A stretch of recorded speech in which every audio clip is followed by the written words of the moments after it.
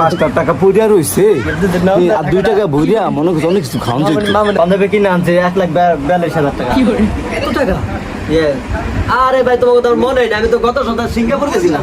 Singapore যায় তোমার মনে করছে 1,20,000 টাকা বান্ধবী গেছি। সেই বান্ধবী মনে করে তোমার স্বর্ণের কাজ করে। আমি তো পাঞ্জাবি তো আমার 2 লাখ টাকা দিয়ে একটা কিনে হালা আছে।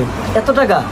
ভাই আপনি এত মার্কেট করছেন, ঠিক আছে? আপনি না গত সপ্তাহে সিঙ্গাপুর গিয়ে কি জানি কিনলেন? গত সপ্তাহে সিঙ্গাপুর গেছিলাম, গিয়ে এলো তোমার কি হচ্ছে একটা হিজাব কিনবো। হ্যাঁ, বর্তমান হিজাবের চাহিদা বেশি, চাহিদা। বাংলাদেশ সবাই এটা পছন্দ করে না, ঠিক আছে? এই কারণে আমি এবার কিন্তু লন্ডন থেকে হিজাব, বাংলাদেশের মানুষ এসব দেখে নাই, ঠিক আছে? দেখার আপনি মতো, তো ঠিক আছে? বাংলাদেশে কিছু কিনেন না? না, বাংলাদেশে আমি কিছু কিনি না। আমি বাংলাদেশে কিনি না ভাই। ওই আর আমার ভাবি হলো জোর করে পছন্দ ছিল। আমি তো মনে করি যুক্তরাষ্ট্রের জায়গা, আমার জায়গা মনে করেন যে এই ফ্রান্সে বাহিরে ছাড়া কিনি না।